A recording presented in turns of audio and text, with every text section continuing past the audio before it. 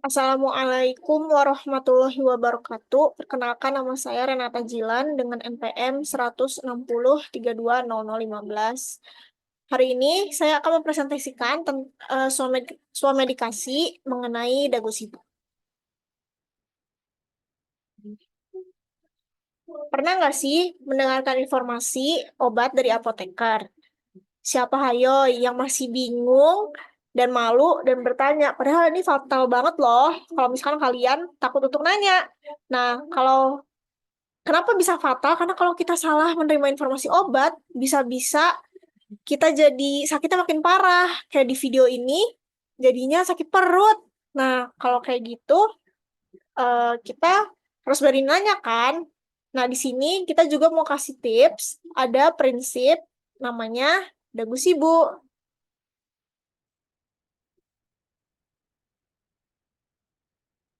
Di dagu sibu itu tentang apa sih? Oke, dagu sibu itu singkatan dari dapatkan, gunakan, simpan, dan buang obat. Selanjutnya, dapatkan atau prinsip pertama dari dagu sibu. Yang pertama, kita bisa dapat obat dari tempat penjualan yang memang sudah terjamin dan berizin. Contohnya apotek, toko obat berizin, klinik, puskesmas, dan rumah sakit.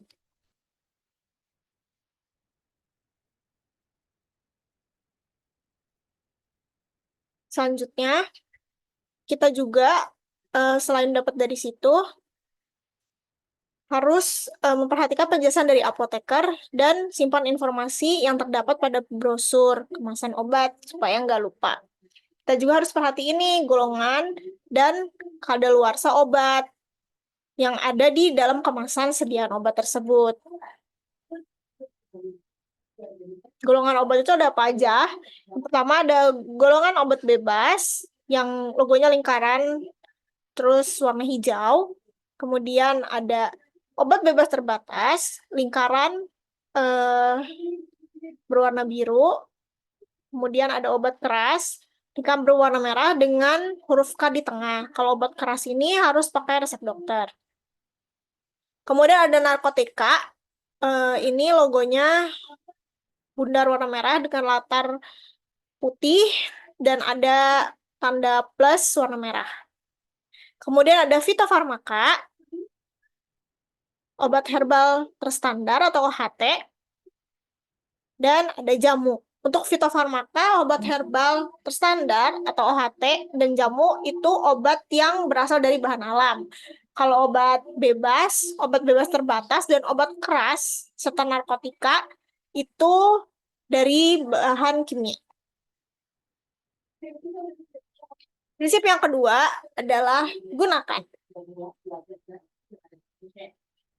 Apa sih kalau misalkan pernah dengar nggak sih kalau misalkan kita lagi sakit terus kita tanya sakit apa, sakit demam, flu atau batuk, orang-orang masih berpikir kalau harus pakai antibiotik.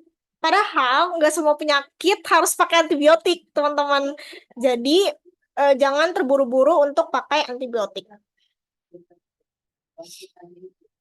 Kenapa? Karena yang nggak semua penyakit obatnya adalah antibiotik. Dan kalau kita sering menggunakan antibiotik, itu bahaya loh untuk tubuh kita sendiri. Antibiotik itu harus diminum sampai habis sesuai resep dan informasi dari dokter atau apoteker untuk mencegahnya resistensi.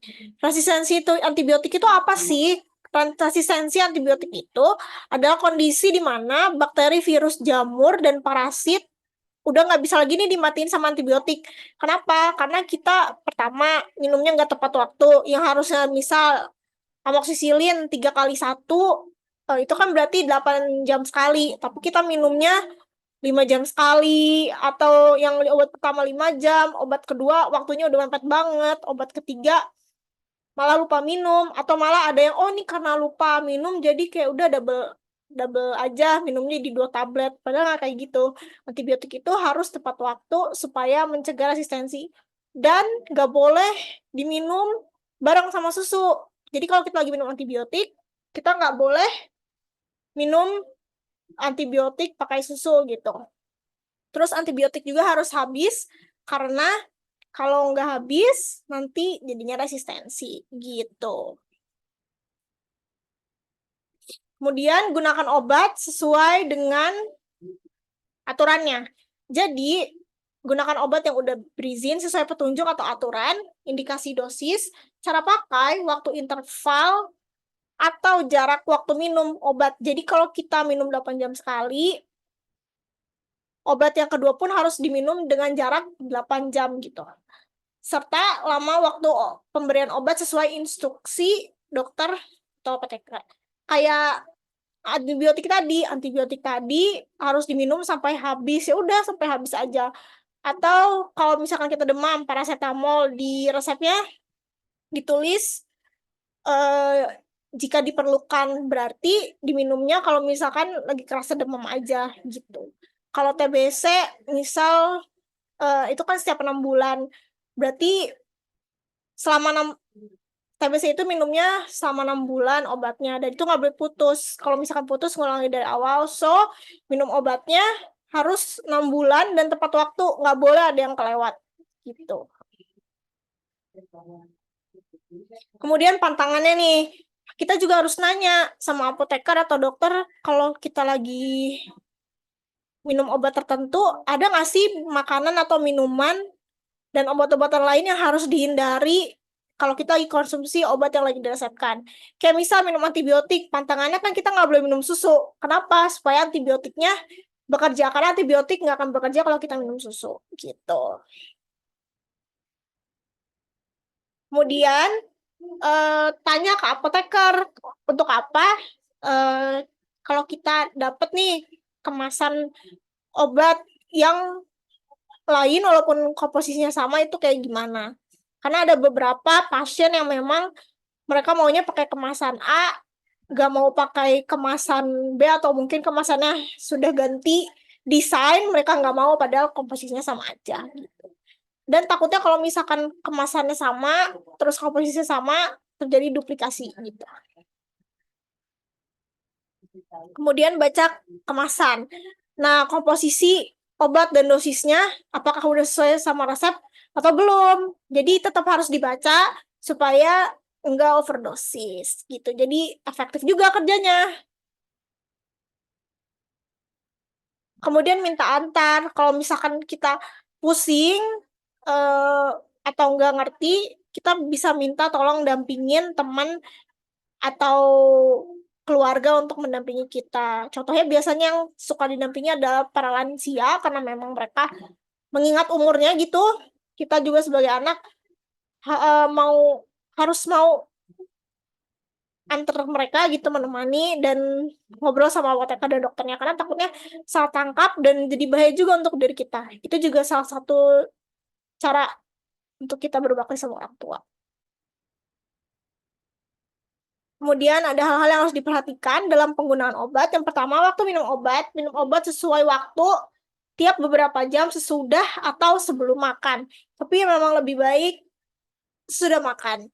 Tapi baik lagi ada obat yang memang dia kalau kita makan dulu malah nggak bekerja gitu. Jadi ada juga obat yang memang dimakannya sebelum makan, bahkan tanpa air juga ada. Kemudian hamil atau menyusui, kalau kita dalam keadaan hamil atau menyusui, kita harus bertanya ke apoteker obat apa yang aman untuk ibu hamil atau menyusui, karena ada beberapa obat yang menyebabkan keguguran, janinnya menjadi cacat, seperti itu. Obat digunakan sesuai penggunaannya, jadi apakah obat tersebut dikunyah, dihisap, dilarutkan, atau ditelan, atau digunakan dengan alat tertentu yang memang udah ada takaran yang diberikan, takaran dosisnya maksudnya. Kemudian alat pengingat, kalau kita sering lupa kan, ada orang yang memang suka lupa minum obat, nah itu bisa digunakan alat bantu untuk mengingatkan. Kayak sekarang udah ada box kotak, itu udah dibagi-bagi per hari per waktu, itu kita bisa taruh obat kita di situ. Atau kita mungkin bisa set alarm untuk ngingetin kita kapan waktu-waktu kita untuk minum obat. Kemudian kalau terjadi efek samping, kita harus langsung hubungin apoteker dan minta saran. Kayak gitu. Kemudian prinsip ketiga adalah simpan. Jadi ada beberapa hal yang memang harus diperhatikan dalam kita menyimpan obat. Yang pertama, jauhkan dari jangkauan anak-anak. Kenapa? Karena takutnya dimakan gitu ya sama anak-anak. Kemudian simpan obat dalam kemasan asli. Kenapa? Karena kalau misalkan ada di kemasan asli, itu bisa mempengaruhi expired date atau kadaluarsa obat, stabilitas obatnya, terus stabilitas itu kuat masa simpan atau kuat waktu simpan obat, kemudian komposisi obatnya juga bisa berubah. Jadi kenapa harus di kemasan asli? Karena kalau kemasan asli itu kan dia sudah melewati memang pengujiannya emang dari awal sampai akhir pakai kemasan tersebut gitu. Jadi jangan diganti kemasannya. Kemudian dijauhkan dari cahaya matahari langsung dan simpan obat di tempat sejuk dan tidak lembab. Karena ada beberapa obat, kebanyakan obat sih memang dia bisa terurai dengan adanya cahaya matahari. Kalau panas, terus lembab juga sama, bisa membuat obat terurai jadi cepat kadaluarsa. Jangan seharusnya kadaluarsanya berapa tahun kemudian, ini bisa kadaluarsa jadi beberapa bulan kemudian gitu. Terus jangan tinggalkan obat di dalam mobil terlalu lama. Kenapa? Karena di dalam mobil itu panas gitu. Jadi bisa bikin obatnya terdegradasi juga. Kemudian perhatikan waktu tanggal kadaluarsa obat dan masa penggunaan obat, karena takutnya jadi bahaya juga ke diri kita gitu. Kemudian tulis tanggal pertama obat dibuka atau dipakai dan segera buang obat bila mengalami perubahan warna, rasa, bau, dan fisik obat. Kayak mungkin banyak yang belum tahu ya, tetes mata itu hanya boleh maksimal digunakan 1 bulan, walaupun di kemasannya dia disebutkannya misal 5 tahun lagi atau 2 tahun lagi baru expired. Tapi dari kita membuka kemasan itu harus ditulis misal tanggal 1 Januari. Nanti tanggal 1 Februari itu udah nggak boleh dipakai lagi, jadi langsung dibuang walaupun expirednya masih lama. Karena memang ketahanan dari obat tetes mata itu setelah dibuka 1 bulan saja gitu boleh digunakan. Setelah 1 bulan itu udah nggak boleh digunakan. Walaupun isinya masih banyak, buang aja karena bahaya gitu. Beberapa hal yang harus diperhatikan saat menyimpan obat. Yang pertama, untuk obat cair atau sirup, suspensi, dan eliksir, jangan disimpan di dalam lemari pendingin atau freezer agar tidak membeku, kecuali disebutkan dalam etiket atau kemasan obat. Kemudian, supositoria harus disimpan di bawah suhu kamar 15-30 derajat Celcius, tidak terkena cahaya matahari dan panas langsung. Bila tersedia lemari es, dapat disimpan sesaat sebelum digunakan agar masa supositoria tidak lembek saat digunakan. Jadi, supositoria itu kalau misalkan terkena panas, itu pasti dia lembek. Dan kita bingung kan kalau lembek itu pakainya gimana, karena susah. Jadi dimasukin dulu nih ke lemari es supaya dia kembali membeku jadi bentuk semula, yang memang dia jadi padat lagi gitu. Dan itu nggak apa-apa. Memang supositoria itu tidak boleh kena panas, makanya kenapa harus disimpan dulu sebelum digunakan. Tapi simpannya di dalam lemari es ya. Selanjutnya, sediaan produk aerosol atau spray harus dijauhkan dari panas atau suhu tinggi agar obat nggak meledak gitu, karena bisa meledak karena dia kan isinya gas ya gitu. Terus kan kemasannya juga pakai besi jadi panas terus gitu, bisa meledak karena kan besi itu menyerap panas gitu. Kemudian kalau ragu atau kita nggak ngerti nih, kita bisa tanya ke apoteker atau tenaga kesehatan terdekat kayak dokter kayak gitu. Kemudian kalau nggak ada informasi khusus, maka obat disimpan dalam suhu 15 sampai 30 derajat Celcius, terhindar dari cahaya dan kelembapan.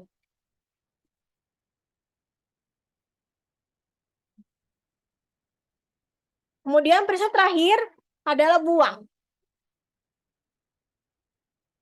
Untuk buang obat itu kita nggak bisa sembarangan ya, karena ada beberapa hal yang harus diperhatikan sebelum kita membuang obatnya. Yang pertama, hal yang harus diperhatiin nih sebelum buang obat itu apa aja? Yang pertama, identifikasi jenis obat dan jumlah obat. Karena nggak semua obat bisa dibuang di rumah. Obat yang nggak bisa dibuang di rumah biasanya dikemas dan dikembalikan ke farmasi atau ke apotek. Gitu. Yang kedua, lepaskan label pada kemasan karena ditakutkan ketika kita buang masih ada labelnya, orang yang nggak ngerti atau ada orang awam gitu ngeliat terus obatnya takutnya diminum. Jadi memang harus dicopot dulu labelnya. Yang ketiga, obat yang nggak bisa dibuang di rumah dikemas dan dikembalikan ke farmasi. Kemudian kategori obat yang harus dibuang. Yang pertama, obat yang tidak dapat diidentifikasi, nama mereknya apa, terus komposisinya apa, lalu tanggal kadaluarsa, dan berubah bentuk. Kayak misal berubah bentuk warna juga bisa. Seperti tablet paracetamol. Tablet paracetamol itu warnanya putih. Kalau pas kita buka dari kemasannya atau dari blisternya itu kita buka, tiba-tiba bentuknya nggak kayak tablet biasa, terus dia udah ada warna-warna yang lain gitu, itu buang aja. Karena berarti itu udah nggak bisa dipakai, udah nggak dipakai gitu. Kemudian nomor 2, obat yang sudah melewati masa pakai atau yang udah kadaluarsa. Selanjutnya gimana sih cara membuang obat? Yang pertama, lepaskan etiket dan tutup botol, kemudian hancurkan supaya nggak disalahgunakan. Dan untuk kemasan box, dus, dan tube digunting terlebih dahulu, baru dibuang. Yang kedua, segera buang obat yang sudah rusak agar tidak disalahgunakan. Yang ketiga, untuk obat padat, hancurkan atau timbun. Kemudian, keempat, untuk obat cair seperti emulsi, suspensi, sirup, itu harus diencerkan obatnya terlebih dahulu dengan air atau dapat kita tambahkan pakai pasir dan tanah nih. Kemudian buang bersamaan dengan sampah lain. Yang kelima, untuk cairan dibuang ke kloset. Kecuali antibiotik yang harus dibuang dengan wadahnya, namun labelnya harus dihilangin. Jadi label obat di kemasannya itu atau di botolnya itu harus dicopot dulu baru dibuang antibiotiknya dan dibuangnya sama kemasan-kemasannya gitu. Setelah ini, setelah dari sampah-sampah yang tadi cara buangnya, kemudian ada nih yang harus diperhatiin dan dicek kembali saat membeli atau mengkonsumsi obat. Yang pertama, kemasan wadah harus tersegel, tidak rusak, dan tanggal kadaluarsanya jelas. Kenapa harus tersegel? Karena kalau sudah terbuka, takut kayak gini. Kita beli obat tetes mata, terus ternyata pas sampai rumah kemasannya udah dibuka, nah itu jangan dipakai. Lebih baik kita balik ke apoteknya atau buang obatnya dan kita beli lagi yang baru karena takutnya itu sudah lewat dari 1 bulan gitu. Walaupun kadang seperti yang udah aku bilang sebelumnya, walaupun kadaluarsanya masih bertahun-tahun lagi, tapi kan segelnya udah terbuka dan kita nggak tahu kapan segel itu terbuka. Terus bisa jadi kontaminan juga masuk ke dalam obat itu kalau karena udah nggak tersegel gitu.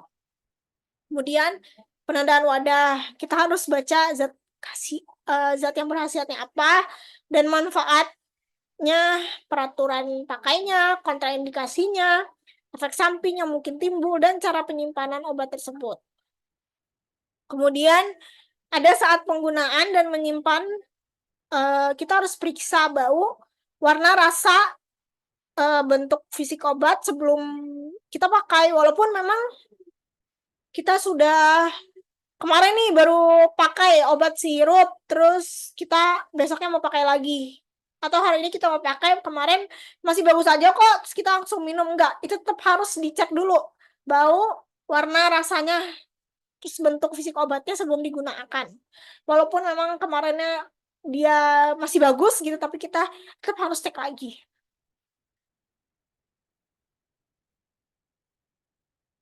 Sekian, kalau misalkan masih ada yang bingung, bisa kita bertanya dengan apoteker-apoteker yang ada di sekitar kita.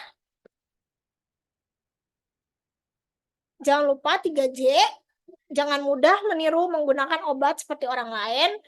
Walaupun gejala kita sama, tapi obat yang kita butuhkan belum tentu sama. Dan penyakit kita juga belum tentu sama. Kemudian jangan menghentikan obat dan patuhi instruksi atau perintah atau arahan dokter dan apoteker agar tujuan pengobatan tercapai. Yang terakhir, jangan menggunakan obat tanpa informasi yang jelas dan benar dari apoteker atau dokter kamu. Oke. Referensinya dari Jawa Barat. Sekian dari saya. Assalamualaikum warahmatullahi wabarakatuh.